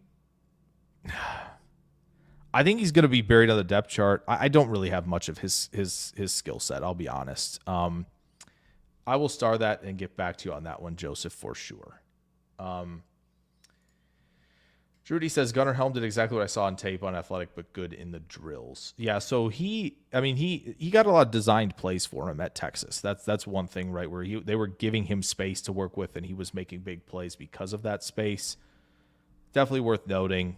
I didn't expect a 2-2-3, and that's unofficial, but I figured it was going to be more in the where's one that's kind of in the range I was thinking of. Honestly, yeah, something like 6'2", 6'3". That's where I was expecting for Helm than anything. I didn't think elite was going to happen, but I was expecting more in the 6 to 7 range. So, a little disappointed. They don't call him Crazy Z for nothing. Daltanian Way, what's going on? Says whatever it takes to get back to the play of Woodson and Al Harris at the corner, I'm all for it. Oh, for sure. Yeah, I mean, Remy, this is what he is. That's what Barron is. I really think, like, he is just so good there. It's hard to play him anywhere else. Clemson does Clemson have a good tight end prospect? They have Brenningstool. He did fine today. A little concerned of the 241 of not blowing the testing out of the water, per se. I've kind of been out for a while, but yeah, that is the Clemson guy there. For comparison, Kraft 9.6, Musgrave 9.8. Laporta was in the 9s, I believe. It's just better to be elite at that spot. Brock Bowers, I don't know if he posted the number, if I remember correctly, but he did have, you could tell the athleticism was there. So McBride, I think, had a good one from Arizona, right? He did well. Obviously, Gronk's was good when you look back at it. Who else? From what I remember, again, Likely's wasn't great. I think Andrews's was maybe more in the middle. Trying to think of others. Jono Smith's was good, if I remember correctly. I don't remember if Kincaid really posted anything, honestly. Dawson Knox, I'm pretty sure, was good in terms of the athleticism. So when you're looking at that, like Hunter Henry, I'm pretty sure was good in the athleticism, right? And he stuck around for a long time. So it's definitely important. Fannin does have strong hands. Again, his production speaks for itself, for sure. But there's also, I think, when you have true receiving tight ends, you need to be really, really good if you don't have much to offer as a blocker. If you can get better as a blocker, that helps. But I think there's a reason that you look at, again, injuries have played a part for Musgrave, and that's tough. But when you look at, like, Kraft has been able to be a part of the run game as a run blocker, and he obviously had experience coming in as a running back, so he was elusive, he was athletic. But I do think and Laporte is another example of, like, yes, he's a great receiving tight end. He's made a ton of plays for Detroit, but he also has been beneficial to their run game as the second tight end. So I do think you have to have some requisite level of it. It doesn't have to be phenomenal, but it needs to be at a certain level to kind of be a tight end, right? So that's what's tough for Fannin. And again, he looks better as a fullback when you put his info in for that. So that's, again, maybe where I'm kind of like, yeah, maybe he's Jonnu, early career Jonnu, and a little bit of Kyle Juszczyk mixed into one, where you're going to give him some looks, but is he going to be that much better than a slot receiver that you can go find and to work the middle of the field? That's really going to be the question around Harold Fannin. Yeah, Braden, I don't know if he just didn't test. Again, Kent doesn't put necessarily all the guys out here, but I don't know if maybe he just didn't test fully, so he didn't put the numbers out. But the drills were good. Who are your guys you'd be thrilled to get despite no need? Says Joseph Gleason, mine would be Henderson at running back, zero need for it, but I'm pumped. So despite no need,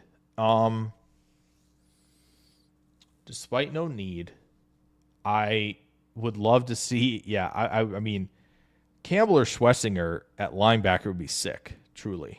And I'm not opposed to Demetrius Knight either. So, like, if they wanted to go linebacker early, which, again, I think there's a slight need there for Green Bay, right, at linebacker. But, I think,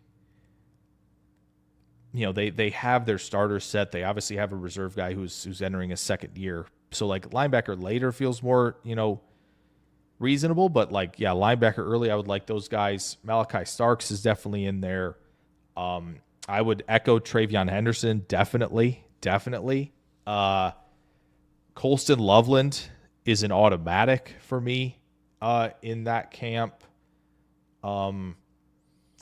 It's hard because I feel like you always need offensive line and you're consistently doing that. So, I could say Josh Simmons, provided the injury is cleared up. But, yeah, those are probably the guys I'm looking at. Starks, Sanker from Virginia, I've really liked. So those two at safety, Schlesinger, Campbell, Henderson, Loveland as definites for me. Been so disappointed with Bambi, but I'm a casual. Joseph Gleason says, what did Arroyo show? Unfortunately, Arroyo has a knee injury and wasn't able to participate, which is tough. But I'm going to do his film for sure on the channel, so I definitely want to get all y'all thoughts on that one when it drops. I'm impressed. Yeah, I think he's, the route breaks are sharper. He showed some sharp route breaks in Mobile, and he's got that explosiveness to stretch the seam. So I'm excited to do his whole film breakdown on the channel here for sure. Yeah, Ferguson did. Luke Lachey showed some potential. Yeah, he was all right today, in my opinion. Braden says, well, so someone asked this, Braden, if I thought Harrison was a round one player. I thought no. But, man, that's interesting. Heard a few people say Max Harrison is a round one player. If so, who takes him? Oh, man. I know who it is. Well, no, this is a new regime, so maybe it won't be them. Maybe it won't be. I was going to say Washington because they took Forbes. He's a little smaller, right? But I think Harrison's a better player. Gosh, it just doesn't feel like he can go top. So of the half of the first round, maybe Minnesota, maybe the Rams. They might need some production there at corner if they don't bring back Witherspoon. Yeah, so Vikings, Rams.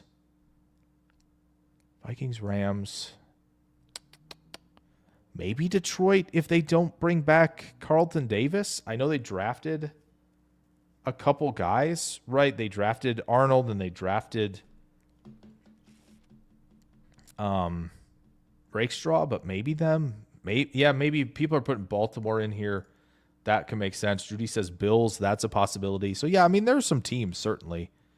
Bills and Browns don't mind small corners. Browns top of round 2 would make sense for sure. Is that knee injury serious? I keep hearing conflicting stuff on the knee injury, whether it's an ACL or a patellar tendon, which would not be good. But that's what I'm not sure. So, yeah, Braden to that. Yeah, I think it's Vikings, Rams. I think Bills and Ravens are good shouts. Maybe Detroit.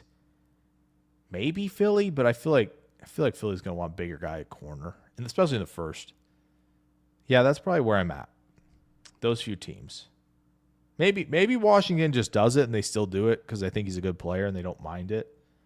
But, they obviously traded for Lattimore. Didn't go well. They have Sainer still, but he's probably a slot player when all is said and done. So it could work. But Remy says top tier tight ends usually have RAS over 9.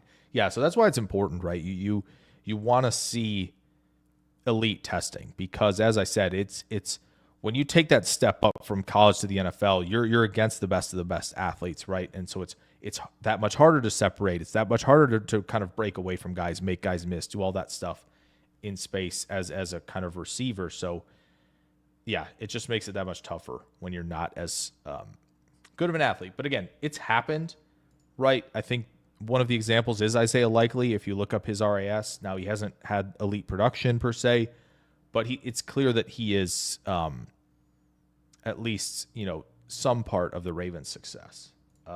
Max Harrison reminds me of poor man's Nate Wiggins. That's not a bad comp there. Nate Wiggins was first round pick, Baltimore. Mason Taylor did drills, no testing. Chris N says Starks. Yeah, Malachi Starks from Georgia. As a guy I would like, if throw need aside, right, would love to see him in Green Bay. He'd be awesome. Which tight end prospect says Joseph can be what we hoped that DeGuara would be? In this draft? Boy. That's a good question.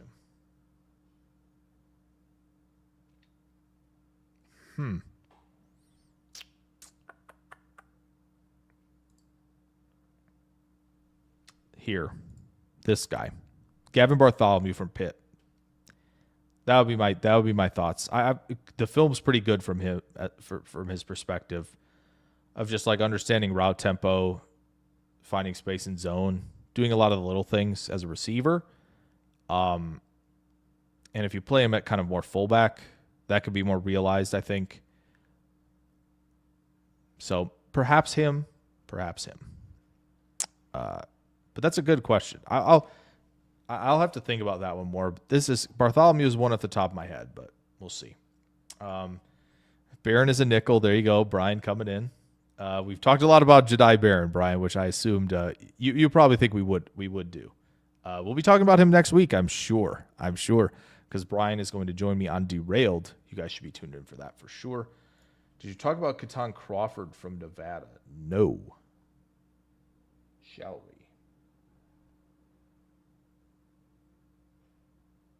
Is he here? I may have to go input his stuff. All right, I have to make a statement. Yeah, Brian talked about it right away. Here, I have to make a statement. No, we're not concerned. Okay, we're not concerned. We're fine. Sebastian Castro front. We're okay. We're fine. Okay. Let me go find him. Drew, let me star that question. We'll come back. Brian says Starks equals Kitchens. Perhaps. I don't mind that one. Just so versatile like a Trent McDuffie. Yeah, no, that's fair, Rebby. That's totally fair. Look at him like a McDuffie can move around. It's possible. Let me try to find him. And then we'll get to the SDM40's question about tomorrow, and then we'll kind of wrap up. We've already gone 90 minutes, which is a lot. So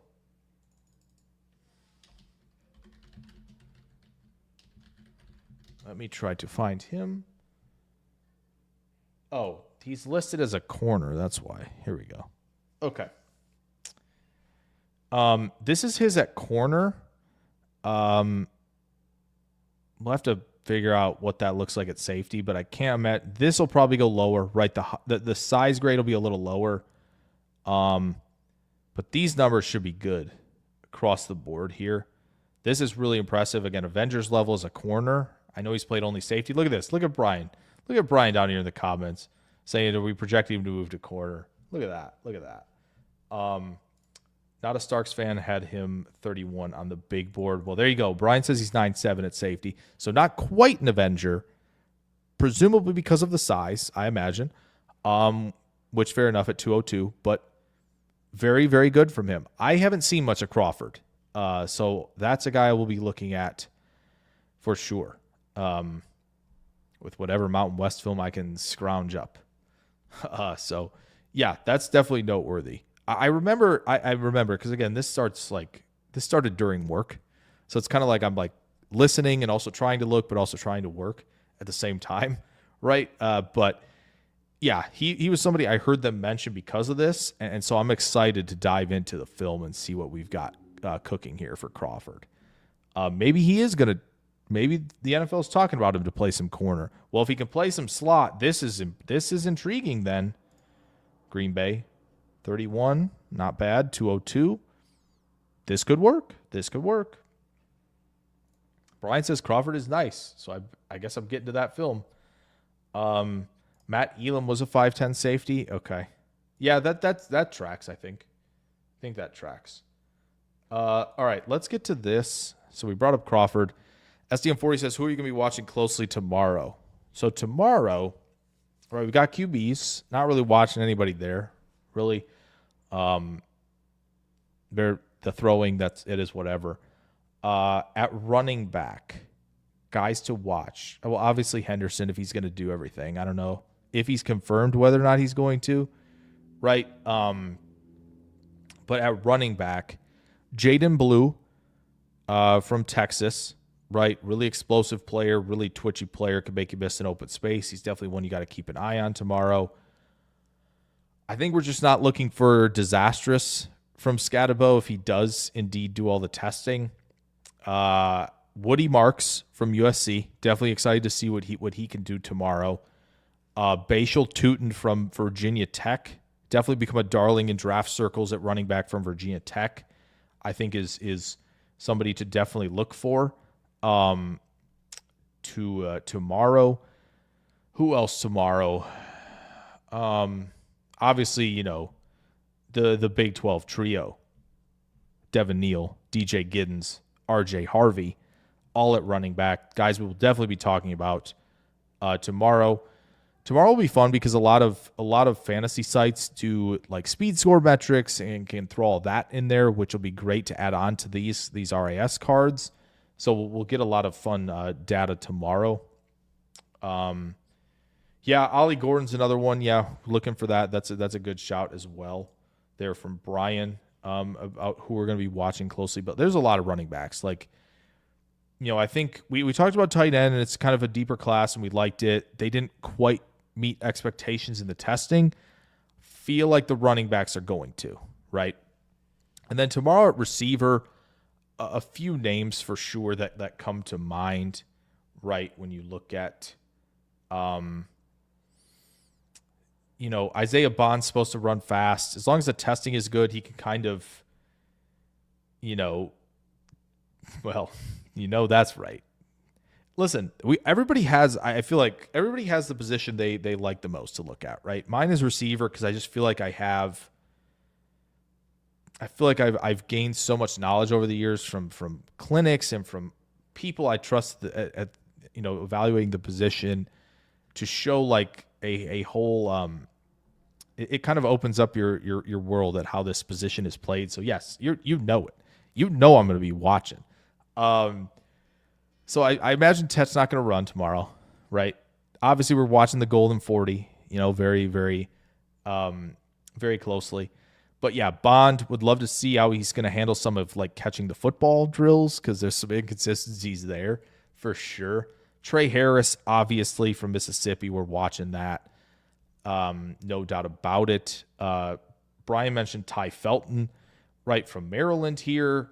He's somebody who I'm very intrigued by. Torrey Horton from Colorado State. He's going to be a little thinner, right? So he might not be in the Packers realm of things, but I'm excited to see how he does in a lot of the stuff tomorrow. Konate Mumpfield from Pitt, maybe a throwback name for some who remember him as kind of a freshman and sophomore at like Akron and then Pitt, who I think was really nuanced in his approach at receiver, really detailed. So yeah, I like that. I like him quite a bit as an under the radar player, but yeah, I mean the speed guys are always going to be fun with Harris, with Bond, with Felton, with Horton. So those are always nice to get a look at. But yeah, we're going to be very detailed in how we watch this. And yeah, receivers one where I will be glued to the screen tomorrow. So those are definitely some guys. Obviously, would love to see Ibuka 3-cone and short shuttle be off the charts tomorrow like JSNs were. But yeah, we're excited for that. I know the one thing I'm concerned about tomorrow a little bit is if Golden turns out to be unproductive and unathletic, that would stink for me. But I think the film is too good right now. And yeah, I really like him. I don't think he's on the level of the Lads and the Thomases, but him and Ibuka are just like super solid guys who I want to have on my team. But yeah, there will be certainly fireworks tomorrow. And there will probably be names I didn't bring up that I'm forgetting that are going to run fast tomorrow.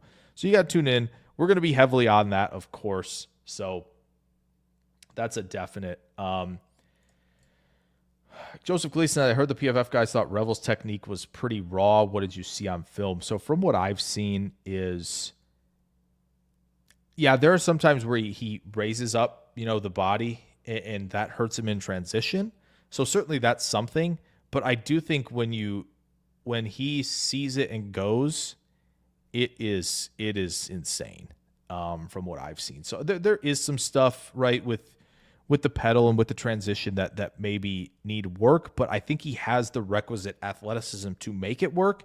It's just more about, as you said, refining the technique, as the PFF guy said. So I don't know if this was also to Ravel, but yeah. Dana, what's going on, says 974 free safety. So that's for Crawford, I presume. Yeah, Crawford, those are eye-popping. Makes you want to get to the tape for sure.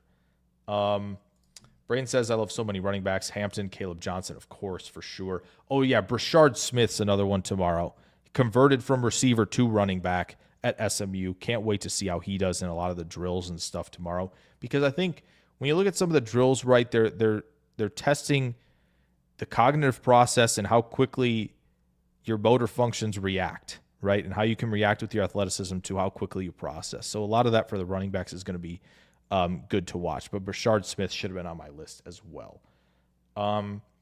Bartholomew will keep the Packers just on our toes and busy.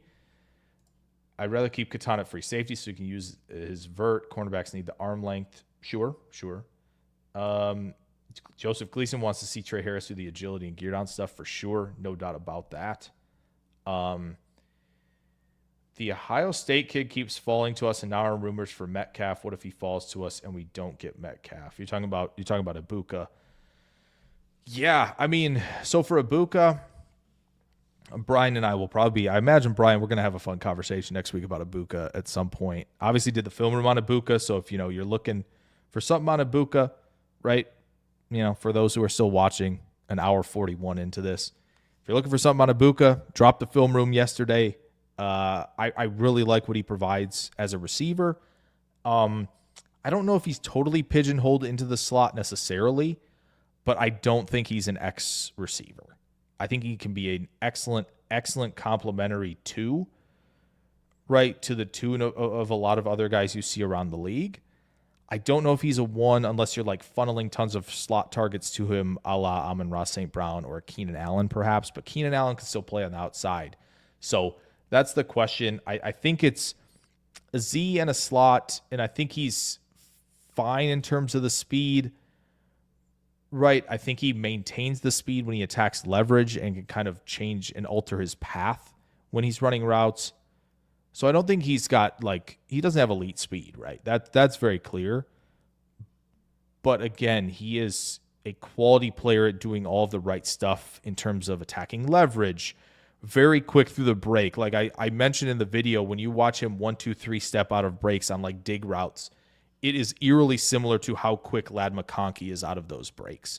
And he just finds a way at the catch point, late hands, adjust, do all of those things. I don't think he's the most dynamic post-catch personally.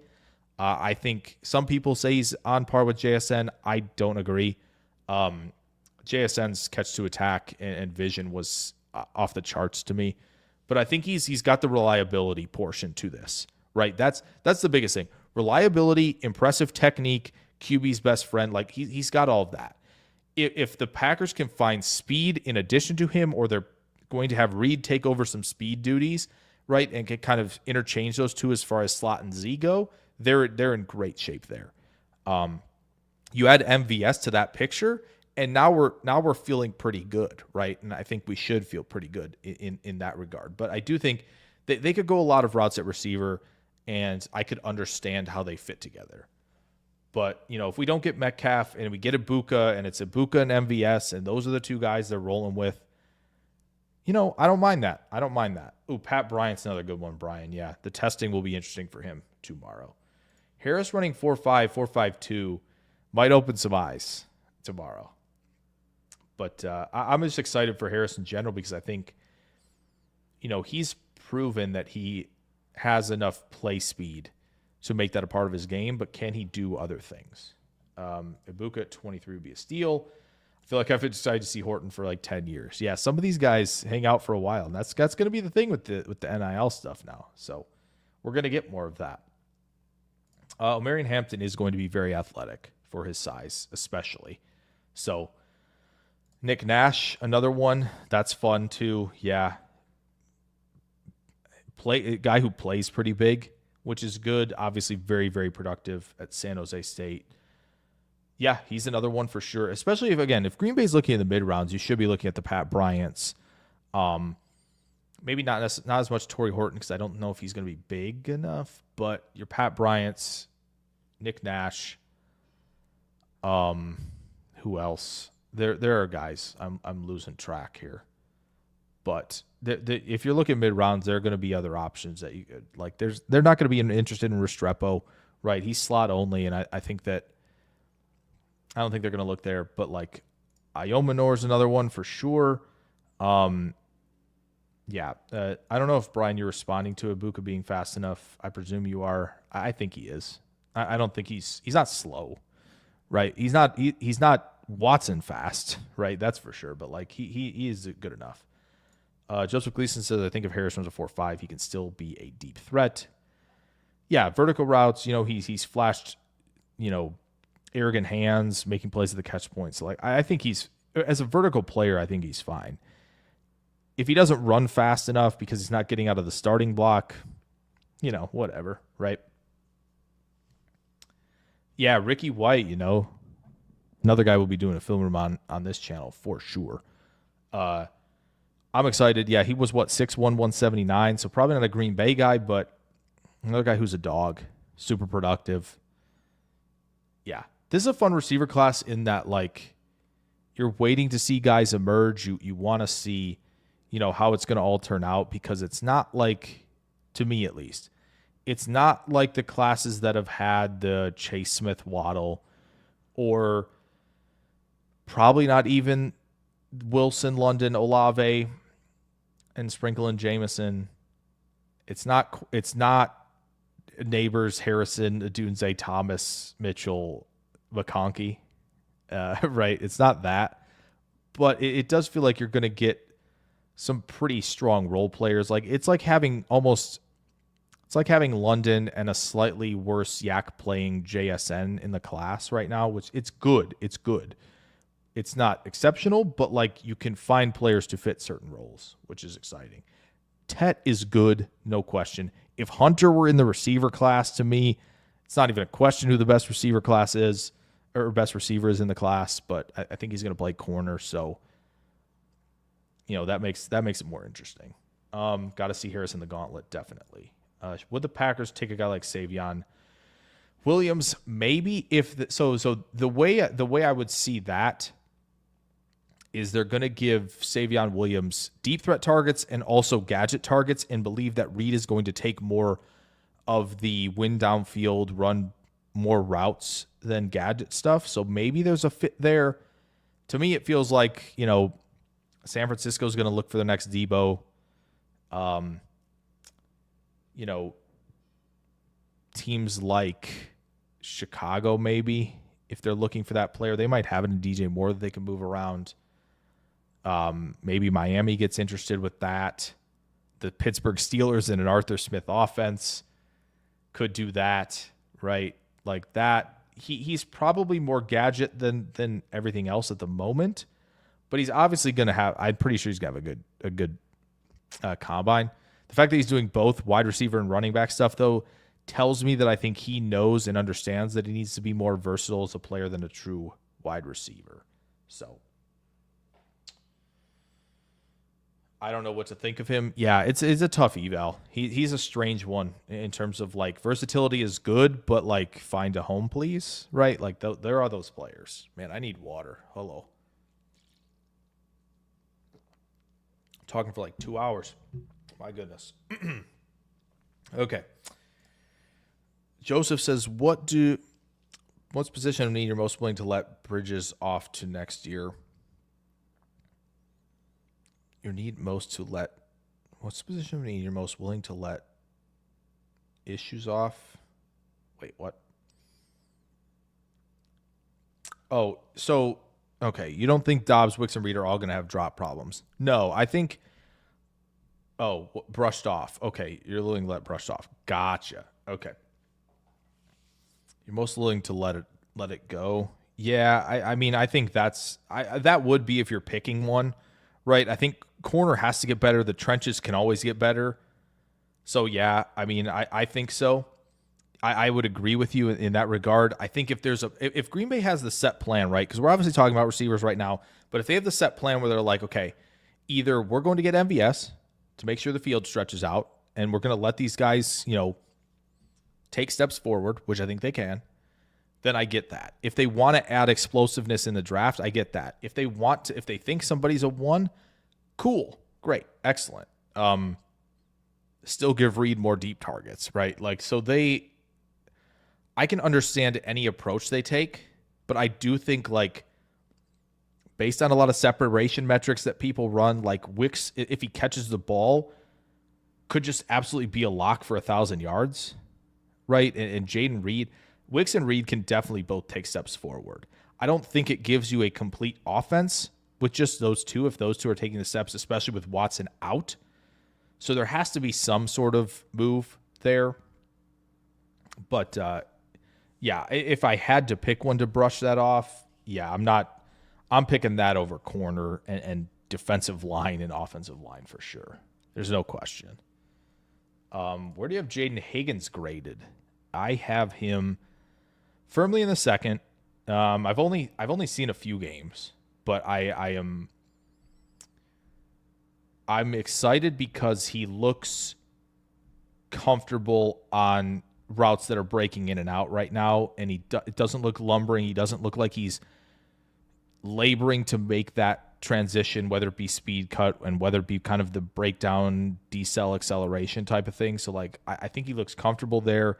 He obviously catches everything, which is great. I think there's enough requisite speed to work with. So I think he's kind of firmly, if I were to get, like, he's probably firmly in that of, like, quality player to add to your room. Probably not a 1 to me with that level of upside, but, like, Golden, him, and Ibuka are just, like, guys you go, like, those are good. You are good there.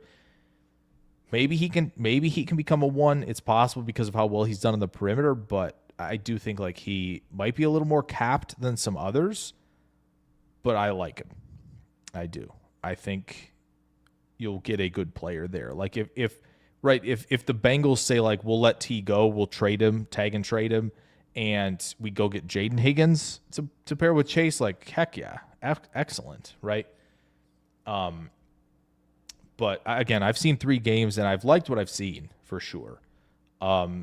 There's certain other parts of refinement at the position that I would like to see more of. So hopefully more cut-ups come out on their offense. So Higgins for Kansas City, yes, absolutely. Like, this is your, like, believing he's Hopkins type of thing, right? Like, you believe that he's going to catch everything, be the big body, still run some quality routes, while you also have speed at receiver, right, already in the room, and you have your zone hunter, space finder, yak monster, Rashee Rice. Like, that trio of Worthy, Higgins, Rice is great. It is exactly what you want. Yes, that makes perfect sense as, like, meshing everything you want at the receiver position into a trio. Like, that is perfect. Yes, love that.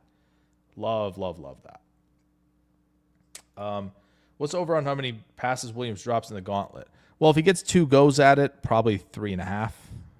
3.5 if he gets 2 goes. Yeah. Drew D, drop it a 10. Thank you so much for that. Thanks for the expert analysis. Hey, man, I don't know about the expert thing, but hey, we're trying. We're doing as much as we can. I'm not going to be perfect. I'm going to make mistakes. I'm going to make sure if I haven't seen a guy like Crawford from Nevada, I'm not going to be like, well, I like this and this. It's like, no. Want to make sure that we've seen a lot of these guys and giving just honest stuff from what I see. Because obviously I'm not going to be right all the time. Plenty of you guys are going to be like, what, you're wrong about this, and you're completely right about that. I'm just going to give as much as I can. I feel like receiver is probably one of the best spots I can give as much info as possible. So that's really nice that Green Bay's interested this year, potentially. So, but thank you, Drew, for the 10. And, of course, thank you back at Chris M for the 5. We're going to kind of wrap up here as we get closer to the 2-hour mark. Judy says he's going to be watching Donovan Jackson closely. Yep, O-line on Sunday. We'll definitely be talking about that, I'm sure. So a lot of guys to talk about, Marcus Bowe and Charles Grant, hopefully. But, yeah, and then sign Josh Palmer. See, that would be a nice room. You get Worthy, Palmer, Rice, and Higgins. Yeah. I like that quite a bit. Because Palmer's got something there, but he doesn't have to be, right? Nobody's going to break the bank for him, so he could be underrated signing perhaps. But yeah, thank you all so much. I know it's gone pretty late. Obviously, it's the weekend, so enjoy the rest of your weekend. So many people. First off, of course, thank you to Chris and thank you to Drew for dropping some super chats tonight. Really appreciate that. Thanks to Adam Huddle, Drew D, STN40, Joseph S, Jarrell Lee, Chris N, Bloody Swamp,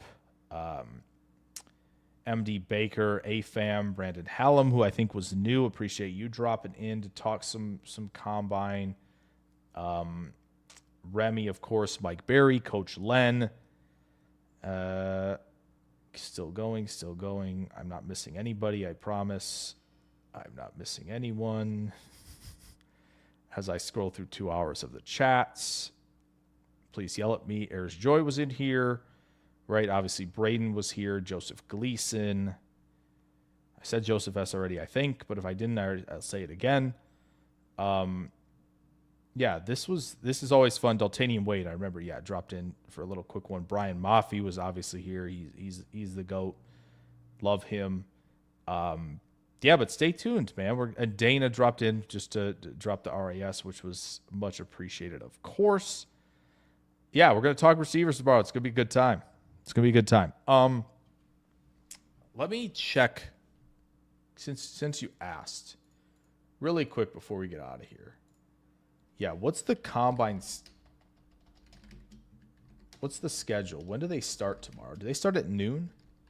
Now, that could mean that because they have 3 positions to go through, but I want to make sure I know when we're starting because it'll probably be a little bit after everything ends. So drills begin 1 p.m. Eastern. So if they go about 6 hours or 7 hours, then maybe we'll go at 8:15 again, just because obviously PTA might be going. If PTA is not going, because I know there's a lot of overlap here, and I understand that. You don't want to be doing 2 things at once. We can go after them at like 8:30. If they end by 6 and we're ready to go, we'll go. It'll probably be between 6 and 8 p.m. though. That's the goal tomorrow. So yeah, we'll play it by ear. It seems like everything's starting at noon Lambeau time. So we'll have a good idea. I'll try to schedule it early tomorrow because it's Saturday, not doing much else. So, but thank you guys. Thank you, Coach. Yeah, see you all then. Hopefully tomorrow. Janelle, go later so I can be there.